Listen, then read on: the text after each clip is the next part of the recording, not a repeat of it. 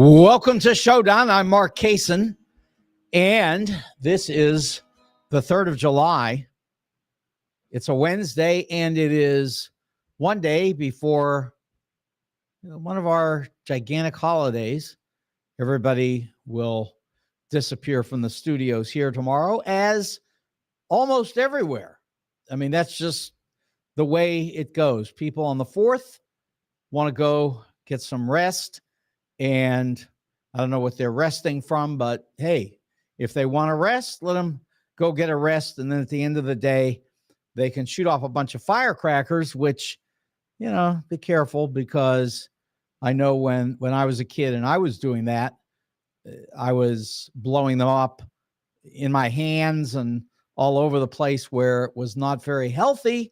And it doesn't do much good for your hearing either. It's not a good thing to do. But in any event, it's coming tomorrow, 4th of July.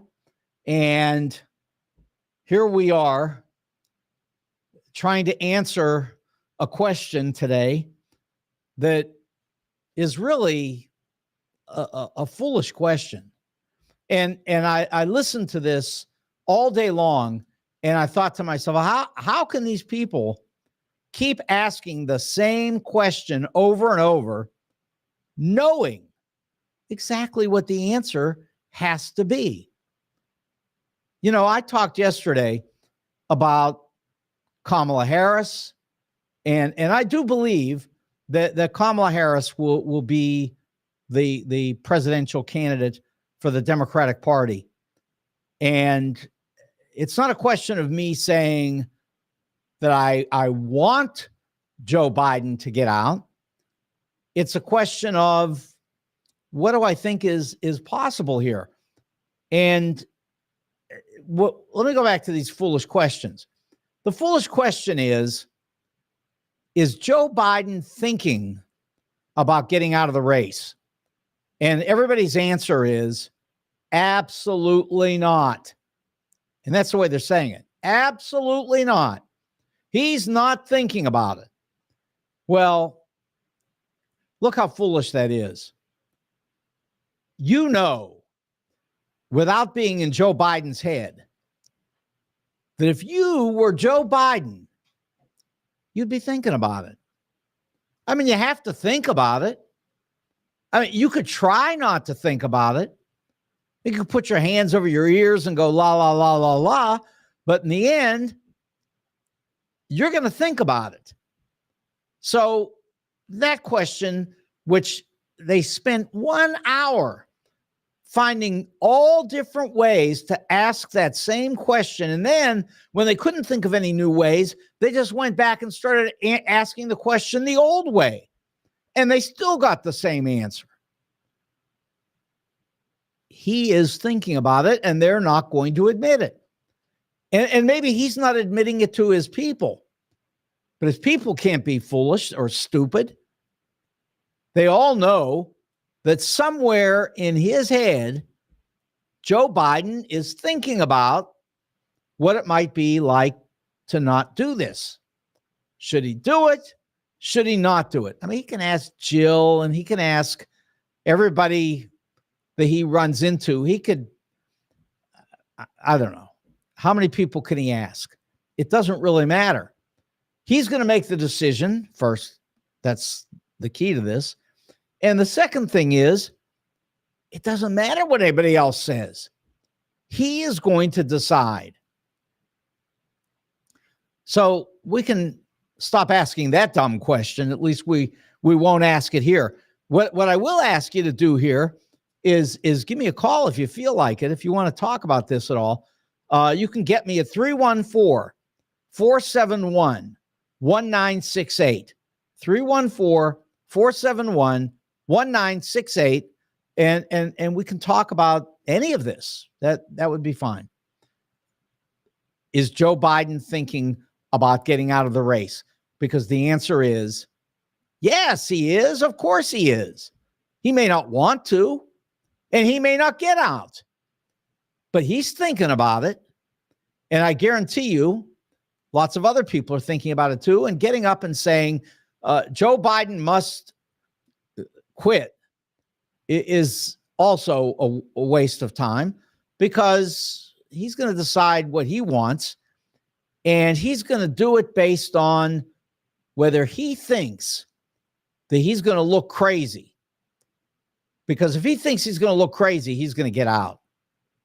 And if he thinks he can really do this, then he'll stay in. Now, we know that there's an interview coming, and we're all going to watch it on Sunday morning. George Stephanopoulos will interview Joe Biden. And he's going to be tough. He has to be. He would look ridiculous if he didn't. And he doesn't want to be stupid. He doesn't want to be considered a fool. So he's going to do it. He's going to be tough. And Joe Biden is probably going to be able to answer the questions, I think. I expect that he can. Because, again, like I said yesterday, this is not just what he can do this week. Because I think he can be okay this week. I think he can get back on that stage with Donald and take him on, I think. Be pretty bad if he couldn't. But I think he can. I think the problem is, what's it going to be like in 4 years? When he's 86 years old, then what's going to happen? So that's probably the big issue. But here's something that maybe we want to think about. And I'm going to throw out a name here. And this is a really great name. And if there's anybody in the audience here, or really almost anywhere, who knows this name, I will be absolutely shocked. I could ask all my good broadcasting friends. I am sure that everybody would look at me and say, what are you talking about? So anyway, here's the name. Paul von Hindenburg. You ever hear of that guy, Joe? Nope. Yeah. Joe said no. Of course not. The Hindenburg was probably named that. No. None of that. No, this is an interesting guy. You'll find him really interesting when I explain the problem. Paul von Hindenburg had been the chancellor of Germany, and he had to decide whether he should run again. And the reason he had to decide is because he was 84 years old. Gee, I wonder who that sounds like. And I can tell you right now, of course, he was running against none other than Donald Trump's hero, Adolf Hitler. And they were competing in 1933, right at about the time that the Depression was hitting about bottom. And of course, Germany suffered more than anybody because of what the Allies had done with the Versailles Treaty.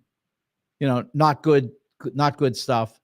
We got ourselves into trouble at the end of World War I. We did some dumb things, and there were repercussions from that. But beyond that, it was worse than that, because clearly the person who was stepping up, that was about to challenge von Hindenburg, was none other than Adolf Hitler. And we all look back in time, and I'm talking about historians certainly now, look back in time and recall this old man who ran against Hitler. And by the way, he didn't lose by that much either. He really didn't. He wasn't annihilated by Hitler. No question, there were people for Hitler in Germany, but it wasn't a runaway. But then again, von Hindenburg was an old man, and everybody agrees that old man thinking that he was going to take on Adolf Hitler, well, it wasn't likely, and it didn't work. So von Hindenburg moved on into, as we sometimes call it, the trash heap of history. And Adolf Hitler, of course, did his thing. But here we are with the neo-Nazis. And when I say neo-Nazis, realize this. This is not just coming from me. People all over the world are talking about this, about neo-Nazis. The neo-Nazis are winning in France, and there's a further election coming in France, running against Macron. Of course, Macron's not an old man, but doesn't matter. The right wing is rising around the world, and Donald is right here with his neo-Nazi friends. And I mentioned yesterday, Leonard Leo, the head of the Federalist Society, and clearly he is an American version of the neo-Nazis. He has led a number of these Supreme Court justices to the kinds of decisions that you would expect from neo-Nazis. Well, as an example, that the President of the United States is immune from illegal behavior, and he can act like a king, and he can, do a lot of things. He could kill another opponent. He could kill an opponent in an election, and that's somebody running against him. He could kill the person before the election. He could kill him anytime. Now, as an example, Joe Biden could kill, I said this yesterday, could kill Donald Trump legally. All you have to do is say this is an emergency. As the President of the United States, I say that we need to kill Trump because we can't take the risk. And the result, hello, Ben, the result would be the Supreme Court would say it's legal. Or maybe they wouldn't, but certainly they've set it up that way. That's what they've decided here, that the President of the United States can break the law with impunity, period. Now, I explained yesterday, and I'm not going to go into it all again today, but I explained yesterday why the Mershon case in Manhattan is 99% likely to survive. That case is going to survive. And the next question is, what's Mershon going to do when it comes time to sentence Donald Trump? And all the experts today are saying Trump will never go to jail for what he did. And there's no doubt that based on a normal situation, Donald Trump would not go to jail for this. He would get some kind of a probationary deal or something like that. So, that would be normal. But this isn't normal, and neither is Donald, because we know that he's out there screaming against people that he's not really allowed to do. But then again, they've taken the gag order away, and they did that because, well, they knew that with the decisions that are being made here, you're not going to be able to get away with that. And in any event, as a result of all of this, what's Donald saying? Donald says that he has now achieved total immunity.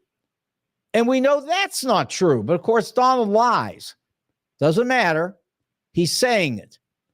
He's telling everybody he has total immunity. He's acting like he has total immunity. And when we get to September 18th, which is the date when Judge Mershon is going to tell the convicted felon what the penalty is for what he's done. And what's going to happen probably be like everybody says, that Mershon will back down. Probably be the case. But I'll tell you this. If I were Judge Mershon, I wouldn't worry about the Supreme Court. I wouldn't worry about being overturned. I wouldn't worry about any of it. I would say this guy shows no contrition. He is breaking the law all the time, regularly. He breaks the law.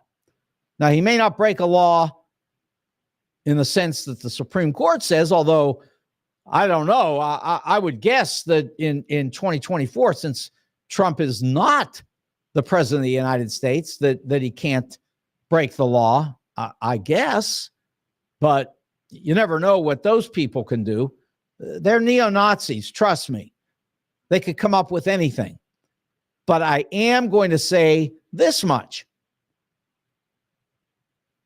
Mershon is the only person standing right now who, with his own decision, no votes, nothing.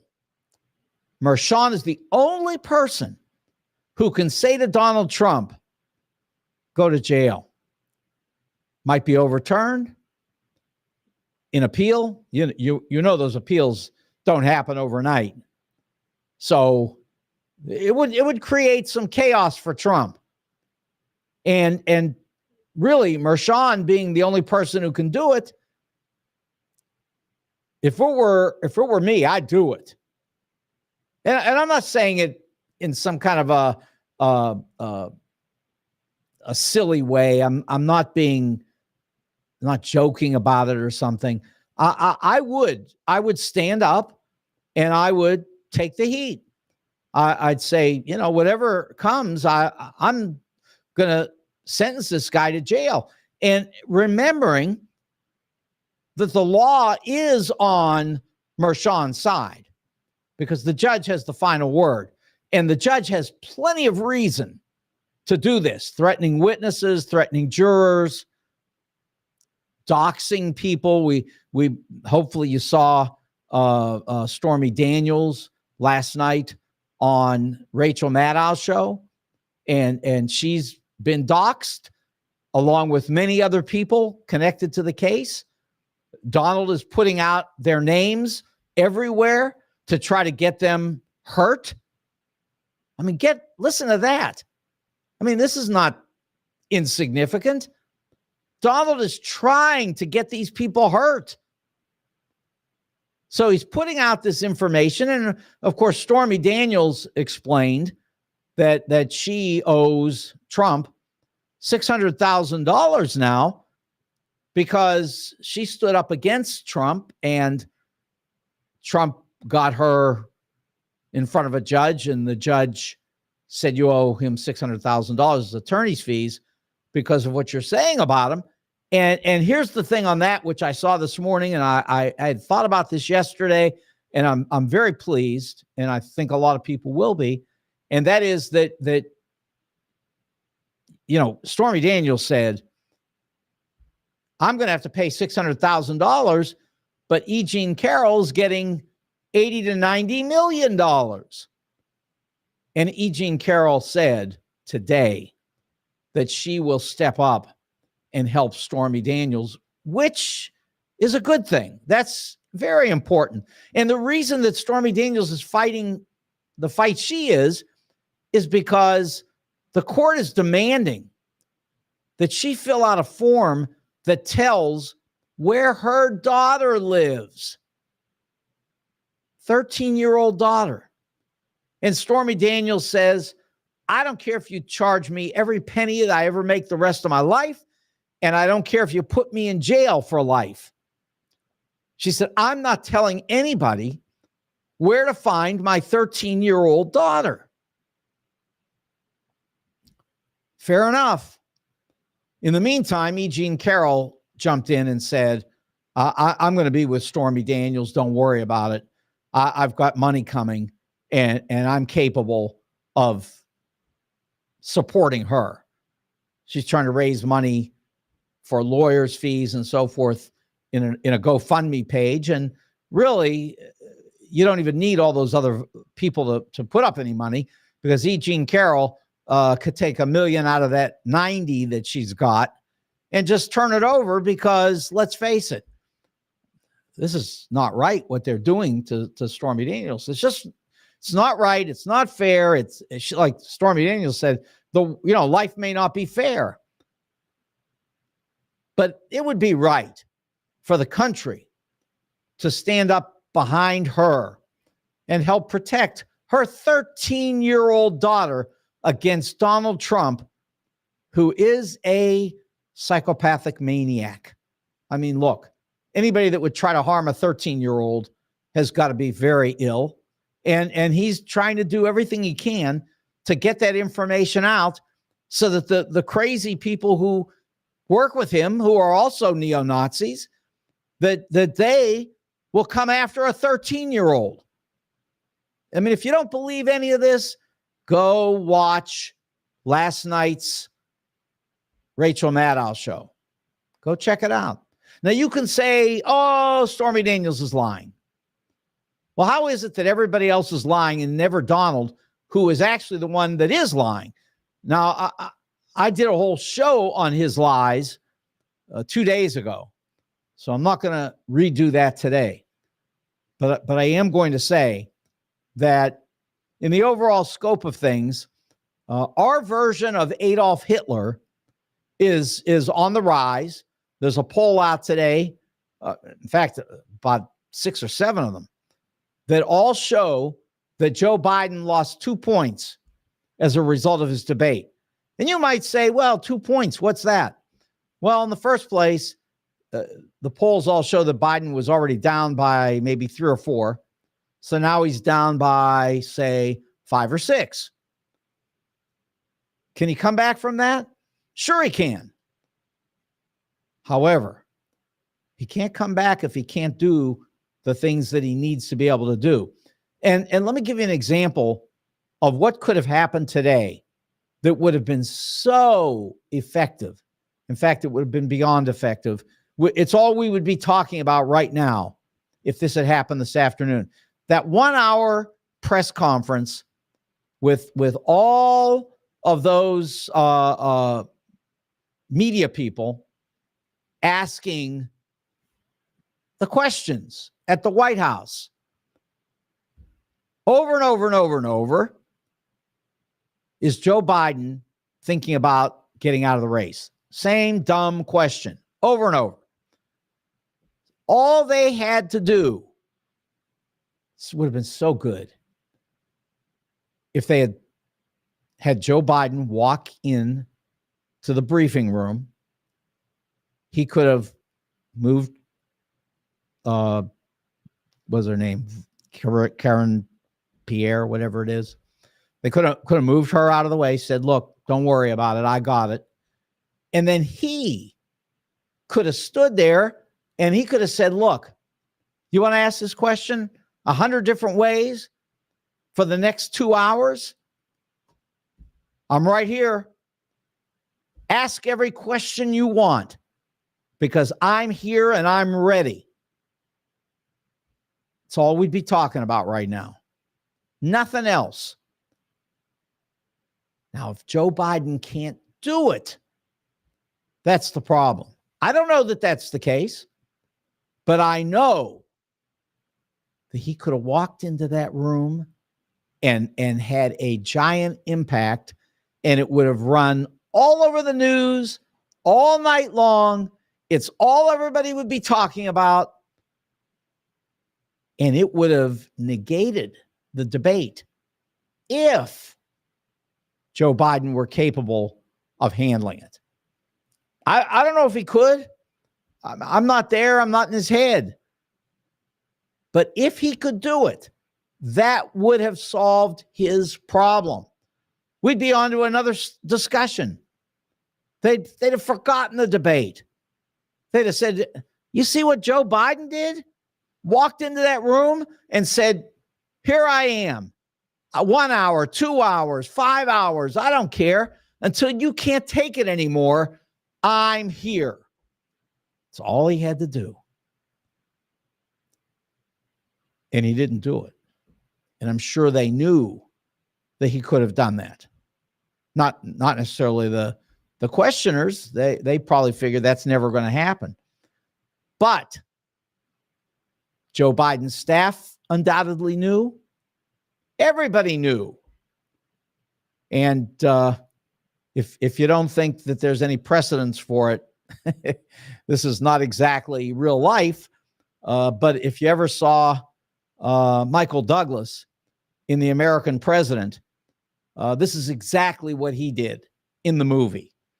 And again, like I say, Joe Biden could have walked in there and taken questions forever. And everybody would have said, that is one tough man. End of story. Didn't happen. So we've got to wonder still, where are we? Yeah, he's going to go and take an hour's worth of questions, or however long the questions are, from George Stephanopoulos, and they're going to be tough questions. But it's not the same. It's not the same as walking in and shocking everybody. That's what he could have done today. That's what he didn't do today. So, time will tell us all of this, of course. But it was a missed opportunity for sure. And as I pointed out earlier in starting this show, think back to the other alternative, which is Paul von Hindenburg. I mean, this is something that everybody knows in history, that Adolf Hitler walked into Germany and took over from an 84-year-old person who everybody thought was a great, great man. They loved him, very respected, but he was 84. And what were you going to get out of an 84-year-old guy? It was just not the same. Not the same. Now, I understand that Donald's 77, but, 77 isn't 80, or 78 isn't 80. It isn't 82. It's getting there, and Donald's got his own problems, no question. I agree. I've heard them. I've seen it. That's a fact. But the problems right now are not on Trump. The problems are on Joe Biden. And Biden and the Democratic Party has got to turn this back against Trump. That's simple. Now, they've got everything. They've got all the ammunition. Check this out. You want to run that thing, Joe? This is an ad today, brand new. Nearly 250 years ago, America was founded in defiance of a king, under the belief that no one is above the law, not even the president. Until now. The same Trump Supreme Court that overturned Roe v. Wade ruled that the president can ignore the law, even to commit a crime, because Donald Trump asked them to. He's already led an insurrection and threatened to be a dictator on day one. Donald Trump can never hold this office again. Okay, thanks a lot, Joe. Okay, so look, great ad, but it's not going to work. It's just not. You got to do something impactful. You've got to do something to get everybody's attention. Unless you want Paul von Hindenburg to put the United States in the same place. I'm sorry, Joe Biden to put the United States in the same position that Paul von Hindenburg did for Germany in 1933. I mean, if you want to do that and you want Joe Biden to go down in history as a good-hearted, decent old man who couldn't fight back against neo-Nazis, well, that's where we're headed. And the only solution, well, there are two. Number one, Joe Biden stands up and shows the country that he can handle everything, anything, that his age is meaningless, and that he's tough as nails. That's sort of the the Harry Truman approach in 1948. You know, in 1948, Harry Truman, who was taking the same positions in many ways as Joe Biden today, he was on his way to being annihilated in the 1948 presidential election.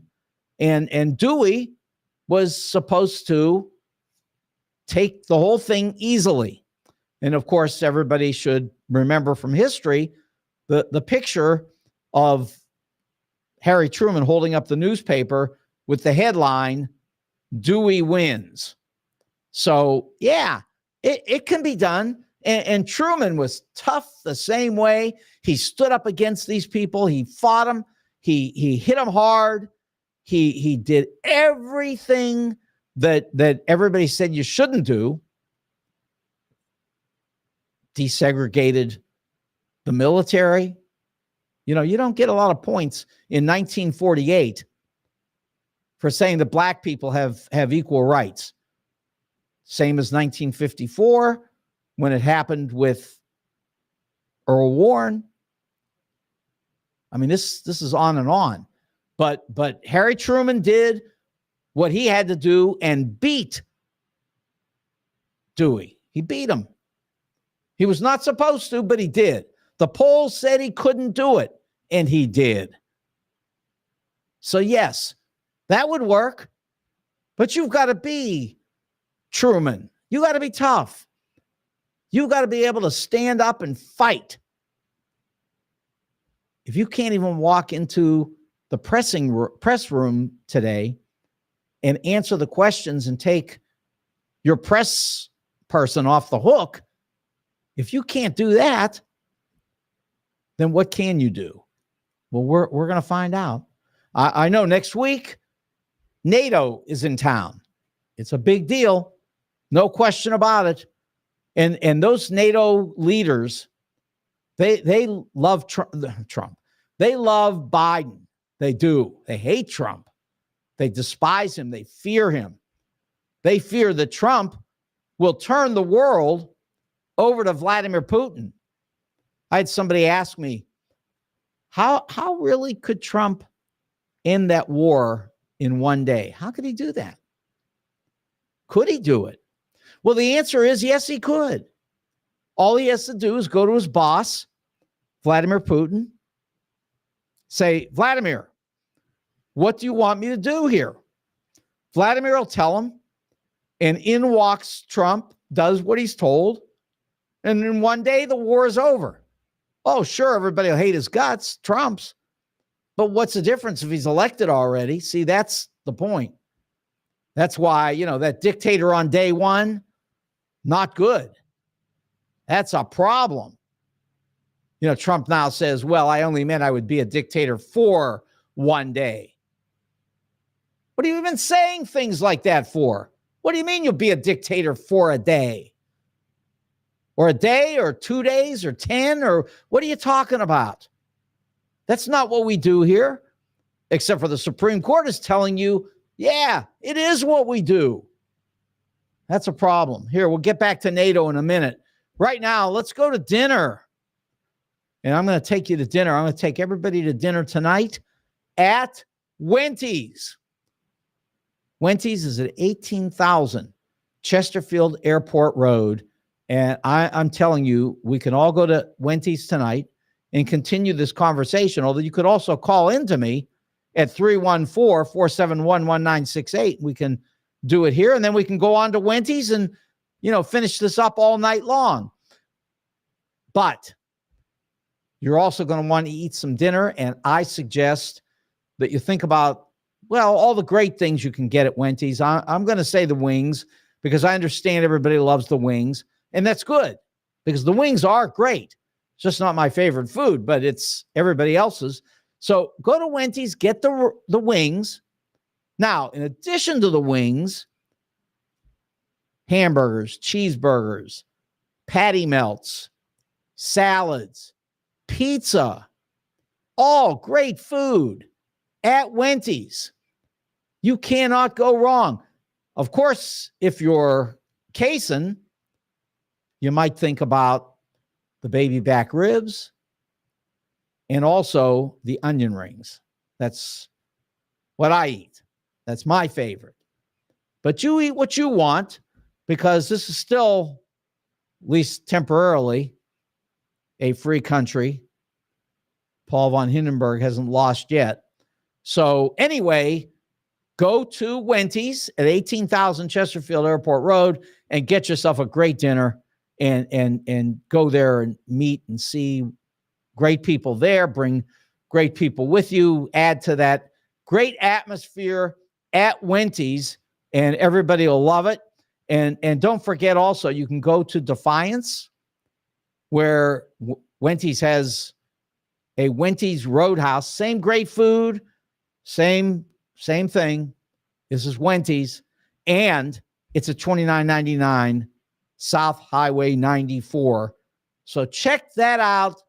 Go to Wendy's, and look, we've got this holiday coming up, and that's a great time to just go and enjoy Wendy's, and you can do it. So go enjoy. Just try not to think about Paul von Hindenburg. Okay, next, I'm going to take you to get some jewelry at 4506 Hampton. That's Jewels on Hampton. And there you can get so much that I can't even begin to describe it. I can only tell you that they have cases and cases and cases filled with jewelry, all different, all interesting, all great prices. And of course, the great owners, you got Al and then his son AJ, and they'll talk to you about everything having to do with jewelry. They'll talk to you about buying coins and jewelry, selling coins and jewelry to them. I mean, there's all kinds of opportunity if you go to 4506 Hampton.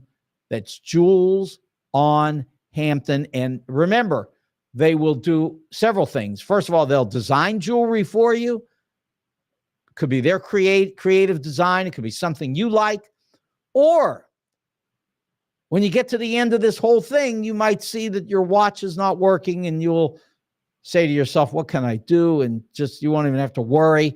Just turn it all over to Al and AJ. They'll fix your watch. That's Jewels on Hampton, 4506 Hampton. You'll be happy if you're looking for jewelry. Now, suits. Got suits and ties and shirts and shoes and overcoats. They got everything at the St. Louis Suit Company in Clayton. It's on the corner of Forsyth and Central. And yes, you can get all the great clothes that you can imagine. I'm a perfect example. I dress nicely all the time. Of course, I'm sort of shifting gears here a little bit because I just bought a bunch of blue jeans, and not all blue, but jeans.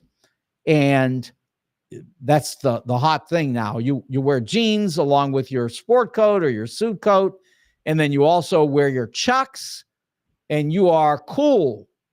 You can be really cool. You can be really fashionable, and all of that with the help of the St. Louis Suit Company in Clayton. They've been there for 29 years. And don't forget, if you're getting married, you definitely want to go to the St. Louis Suit Company, because they'll help you with wedding attire. That is really considered to be, at this point, their number one expertise. So go to them. That's, of course, Jay and Nick, and talk to them about your wedding, and they'll help you get that all together. But in every way, they'll dress you. They'll match the colors like they do for me. I'm colorblind, but they match the colors for me. And again, those ties are $5. I mean, if you've heard about the $5 ties, and you haven't gotten down to the St. Louis Suit Company to check it out, that's unbelievable. You must never want a tie in your life. And besides that, let's say you never wear a tie. You can buy ties for your friends who may also never wear one, but they'll think you're really unbelievable when you buy them a tie that looks like it's $50 and you've paid $5. St. Louis Suit Company in Clayton. Now, I was talking about NATO, and so really this is such a big deal this weekend or this week with everybody coming into Washington from Europe. And they're going to talk about the future of NATO on the 75-year anniversary of really an organization that was formed coming out of World War II. Obviously, Franklin Roosevelt and Harry Truman were a big part of all of this. Truman, who was elected in 48, and of course, NATO came into being in 1949. George Kennan, George Marshall, Cordell Hull, all of these important people in history. They were strong. They were smart. They fixed Germany and Japan, and they put together an alliance that has expanded all the way to today. 32 countries, originally 12. Last two, very important, Finland and Sweden, who have the largest and most powerful armies in Europe. They're big and they're important, and they're now in NATO. And all of this because of Joe Biden, because Joe Biden wouldn't sit back and allow Donald Trump to destroy everything created by Roosevelt and Truman and Cordell Hull and all of these great people in our history. And all of our presidents have supported this. They've supported American leadership for 75 years, all the way through Ronald Reagan, all the way through everybody. Only one person in the history of the United States, one president in our history, has opposed NATO, has attempted to tear NATO down. Donald Trump. Donald, who said, if you don't give your 2% to NATO, 2% of your GDP, you don't give that to NATO, then guess what? NATO won't defend you. Vladimir Putin can walk in. Anybody can walk in. They can walk in, they can get you, they can kill you. Sort of an interesting thread that goes through all of this. This idea on the side of Trump that they can kill people. It's okay to kill. You can kill the Europeans. You can kill your opponents. You can jail your opponents. Wonder who does that. Oh, Vladimir. He jails people just like that. Media, the enemy of the people. How did we get here? I don't know how we got here, but I'll tell you this. We got a real problem if we don't stop it right where we are. And we can stop it. We can do it. But we can't do it without people standing up and being strong. This afternoon, Joe Biden could have been that man. He didn't do it. It's not the end. He can still do it if he's capable. But he better show somebody something pretty soon, or it'll be okay. But Kamala Harris will be the presidential candidate instead of Joe, and that's all right. She's excellent. He's excellent. She was put there in the first place so she could do this if it were necessary, and it may be necessary. Now, I want to add one other thing to this before I switch subjects at all here. I mean, we could talk another day about NATO at length, and we'll probably end up talking next week about it once NATO comes to town and we hear all the things that are said there. But there's another poll that's out today. You know, everybody in the Democratic Party, everybody trails Donald Trump right now. That's without a campaign. I'm perfectly confident that Kamala Harris could take on Donald Trump and end all of this for good. However, This poll I'm going to tell you about is a powerful poll. And we've all known about it. And so I'm just going to say it again. Michelle Obama is the only Democrat who beats Donald Trump. And let me say this. She doesn't beat him by a point or two or three. She beats Trump by 11 points. So Trump, beats all these other people by 3, 4, 5 points. And by the way, let me clarify that part too. Let's say Trump's got 49 and Joe Biden has 45. So that's 94%. So you still have 6% out there.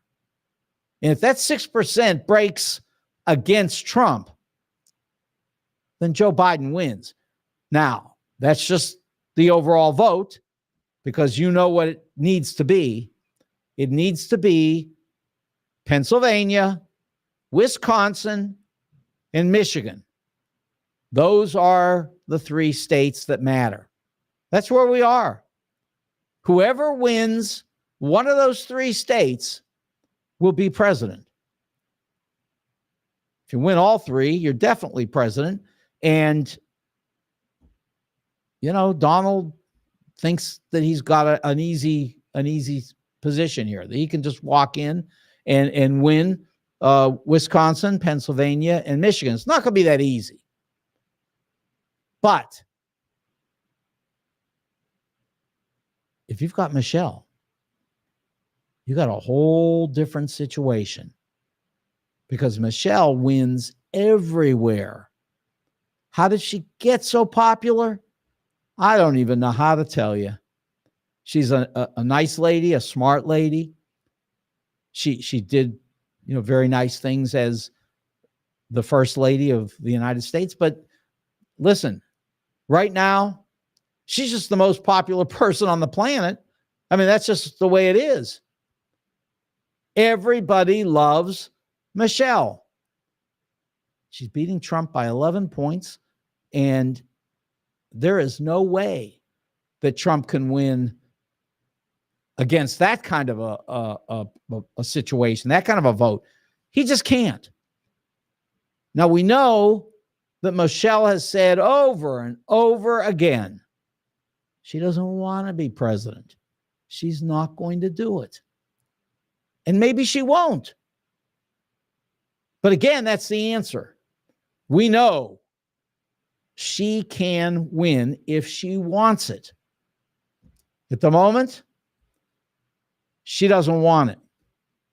So let's talk about what Kamala could do if she were the presidential nominee.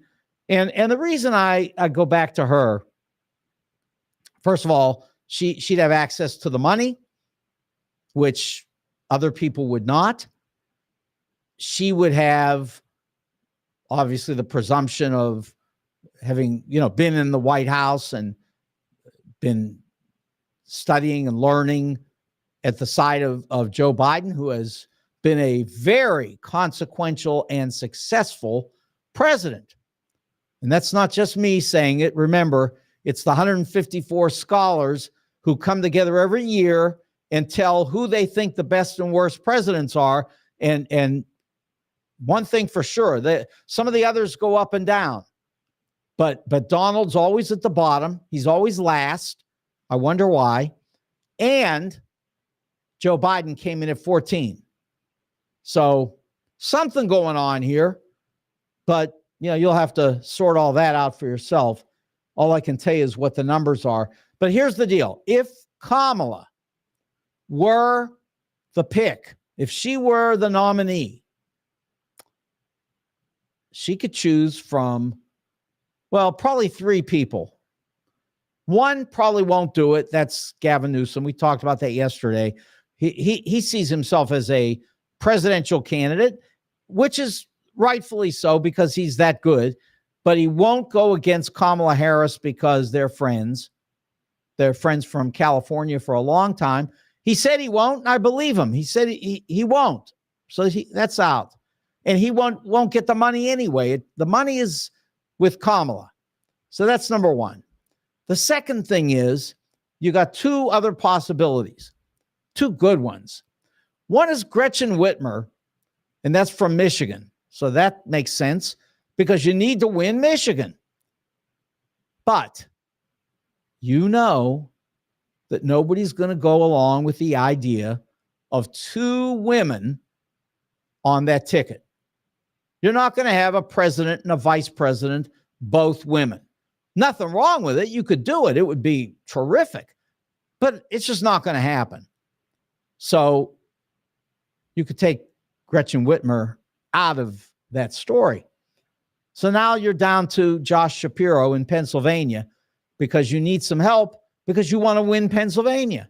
Because again, if Kamala comes in and becomes the candidate, and with the help of Josh Shapiro, the governor of Pennsylvania, she were then to win Pennsylvania, she'd win. End of story. Because again, this race is so locked where it is right now. It's not going anywhere. It's in cement. It's not moving. I mean, a couple of points here and there, maybe, yeah. But the problem is that there aren't a bunch of Biden voters who are going to vote for Trump. There also aren't a lot of Trump voters who are going to vote for Biden or Kamala or anybody, except they love Michelle. Now that they do. So looks like if it's Kamala, the answer would be Josh Shapiro. Win Pennsylvania, you're president of the United States, and Donald can go straight to the ash heap of history where I keep saying that he's going. I've been saying he's going there since 2016, and believe me, I am confident that he's going there. People say to me, how do you know? Well, I don't know, but I have a pretty good sense, and the sense is that Donald's extremely unpopular. Women, boy, do they hate this guy.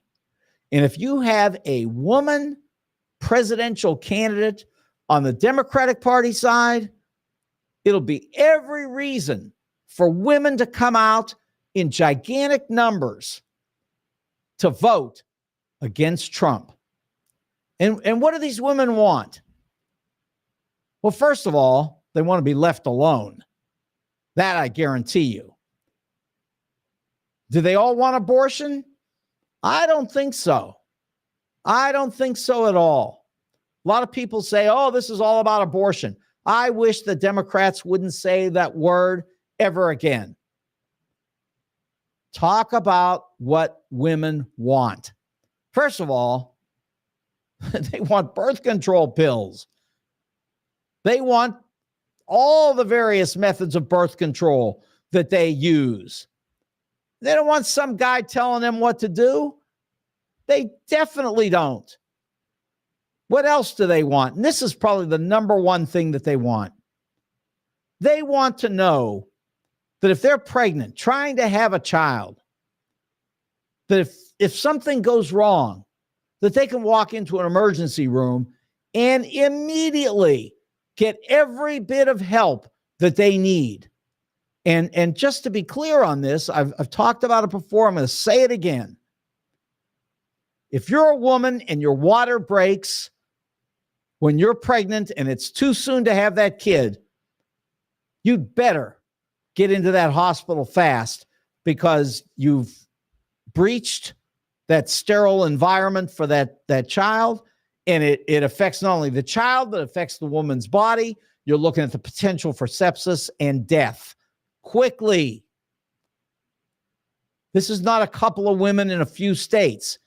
This is thousands of women who routinely, unfortunately, because pregnancy is not perfect, they go through these problems. The water breaks. They need a doctor, and they need a doctor fast. And they need a doctor that's prepared to act. And I can tell you right now that you tell that story over and over and over to women who understand it so well,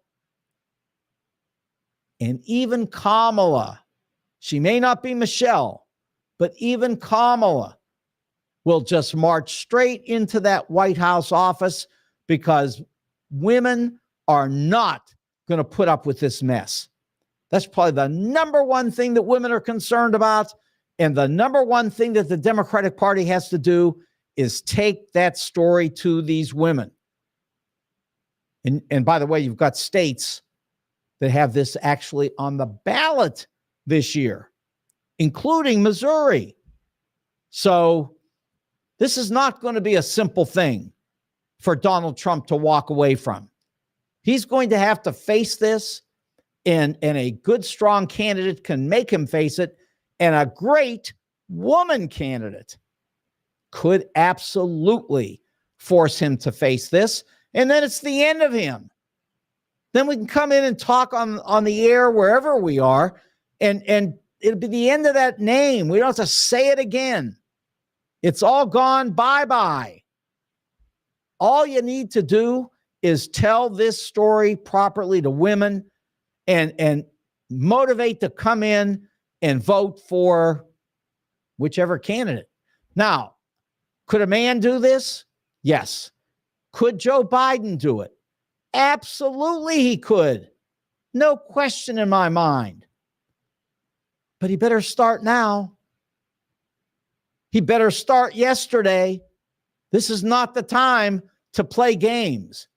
This is the time to bring it big, to show people, Felicia, as you said, absolutely, yes. Show people that this is no joke. Women will respond. Women don't want this mess. They want a life. They want a life for their kids. They want children. This is not about abortion. Stop saying that. This is about keeping women alive. And let's remember, too, which I always say, it's about keeping Black women alive, because we know that they die 3 times the number of white women across the United States. And in Missouri, it's 4 times that bad. So here we are. We can do this, but we need to be tough. And can Joe Biden be tough? Maybe. I hope he can. And if he can run for this office. But he better show somebody pretty quickly that he can do it. And it's not going to be enough with George Stephanopoulos this weekend. That's good. It's a start. Not enough. What he should have done is he should have walked into that White House briefing room today and said, I'm taking over this briefing, and I'm here as long as you all can stand up. You want to ask me the same dumb question over and over again? I'll give you the same answer, but I will stick with you all the way through this. He didn't do it. Could have, but he didn't. Can he do it still? Sure. Let's see what he's capable of. The first thing's going to be George Stephanopoulos on Sunday. And then after that, he's going to have to pick it. Not up to me. It's going to be up to him. And if he can't do it, then he's going to have to turn this over to Kamala Harris and let her do it. And I'm sure she can. I have no doubt about it. Michelle, yeah, Michelle could win. She's 11 points ahead of Donald Trump in the polls, which is crazy. She's not running for anything, but she's 11 points ahead, and everybody else 2, 3, 4 points behind. So it's not that big of a deal here for Donald. He's not in that great shape. He can be taken down, but you got to stand up and be tough. Okay. Keep it in mind. Dinner at Wendy's, jewelry at 4506 Hampton. That's Jules on Hampton. And finally, you can get the greatest men's clothing at the St. Louis Suit Company in Clayton. They've been there for 29 years. I'm out of here. Be back after the 4th. See you on the 5th. I'm Mark Kaysen. This is Showdown. Good night.